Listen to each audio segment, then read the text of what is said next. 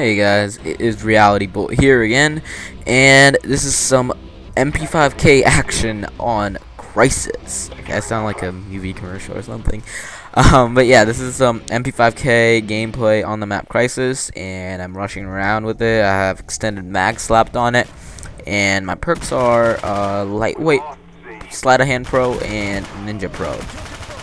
So yeah, it's definitely a great rush setup that you guys should try out sometime. It definitely helps me get a lot of good games. I use this setup a lot when I'm trying to have just fun and just rush around and just screw people over. So yeah, it's definitely a lot of fun. You can definitely get in their spawn and just mess things up for them, not let them out at all.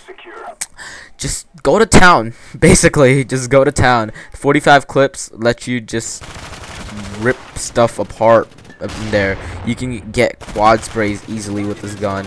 I think I can get about 4 or 5 kills per mag. You know, if I don't reload, it's not that hard to get 4 or 5 kills, especially since the MP5K is a more powerful submachine gun. It does have a 40 damage, I believe. Yep. So yeah, it's 40 damage. So it's a 3-shot kill. And it's after the 74U patch thingy. This is the most powerful and most effective submachine gun out there.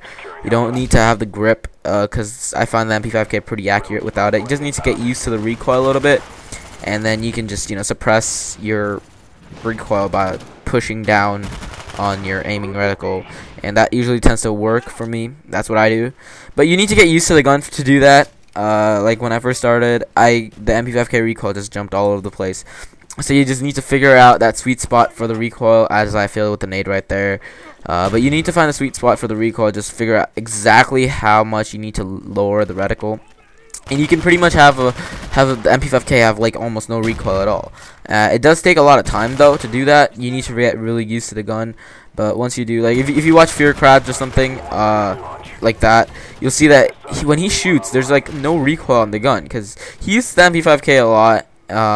And he's so used to it that he can just suppress the recoil completely, and he gets really accurate shots because of that. So you guys should definitely try that out instead of just letting the gun spray all over the place.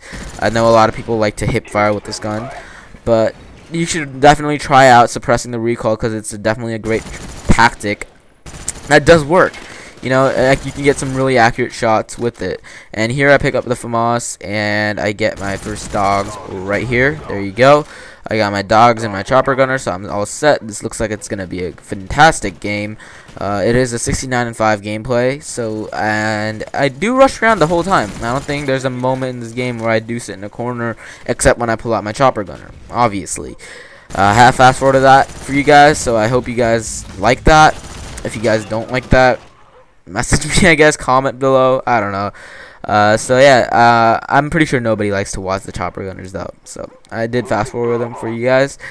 And here I'm just trying to find people. I'm like, where are these guys? And watch right here, I'm shooting at this guy. These guys should have been able to take me out. I don't know what they were doing. I guess my dogs had them preoccupied, and that's another reason why I do like the dogs. Outside of just getting you direct kills by like chomping on people, they do distract them a lot.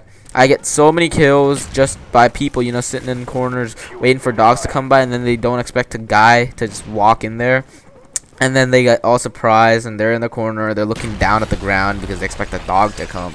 You can just really easily kill them, and it's a great distraction technique. It also, for people who do have headsets, dog barking and stuff, it does cut the sound down a lot, so they can't hear your footsteps if you're running something out of the ninja, like Marathon say. And yeah, watch this kid right here kill me. Yeah, I'm pretty sure he was camping behind that water tower right there. For all you guys that are defensive players, you should definitely check out that water tower. It gives you a good line of sight over pretty much that half of the map. And yeah, if you guys notice, when I am rushing around here, I rarely go out in the open in the middle right there, because that's pretty dangerous, because you have a lot of lines of sight looking straight at you. You're basically like running around there waving this huge sign saying "shoot me in the face." So you definitely don't want to be doing that. You'll see I usually try to keep it between these two buildings. I do go out in the open sometimes, but it's usually when we have a blackbird up or something, when I know where everybody's looking. So yeah, you definitely want to do that. You want to have cover between you and the enemy, and that you always want want to have cover between you and me, because you know, even though I'm pretty sure we all can beat the other guys in the gunfights, sure, but yeah, even me, like, you know, I tend to be a decent player, but I don't want to be overconfident and think that, you know, I can get everybody at a straight up gunfight. So I always want to use cover, because it does give me that added advantage over the other people, as, you know, they're showing most of the body, or I'm just showing like my head or my torso or some small part where it makes it harder for them to aim. That's what makes drop shotting so special. Basically what you do is you go prone and then they shoot every bullet above you. So, and watch these two kids. What are you guys doing back there? Homos, guys, homo. No, you know, no offense meant to like gay people. Yeah. And I do call my first chopper gunner right there. Crisis is not the best map for chopper gunners. It's decent. It's a lot better when you do have them spawning at A. I usually try to get them to spawn at A when I do call my choppers, but you know what the hell, I do get a lot of kills. These guys are running out in the open for some reason when there's a chopper gunner up.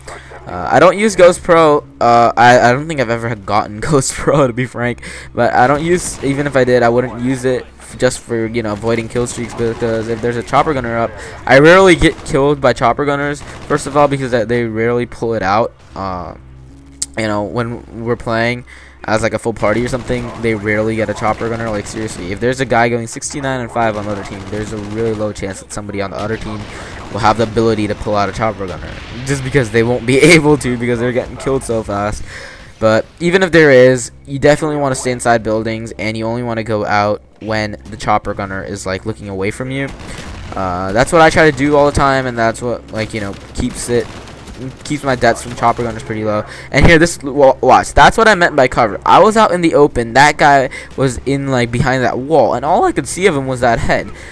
So you know, maybe I could have beaten him in a straight up gunfight, probably, but like in that kind of situation, he just completely owned me, because I was sitting out in the open, like having this sign telling, you know, you can shoot me anytime you want, and like I have this whole body that he can shoot me at, where all I can see is this tiny little head. That's one thing that Halo Reach did fix, that I wish Call of Duty would get around to fixing, is the head glitching. What I think Halo did was, like, you know, put the reticle not at the center of your screen and put it like a little at the bottom. But, you know, Call of Duty, that's definitely a problem, head glitching, and I don't like that. Some of you guys did message me saying that, you know, I don't go for the objective as much. That's because I usually take on the Slayer role when I'm playing a game. Usually my teammates can basically cover the flags. By being a Slayer, I basically keep them in their spawn and, you know, kill them before they can actually do anything. I try not to ever post. I don't think I've ever posted, actually, a game that we do lose. So I definitely try to keep it like that. That's the way I roll.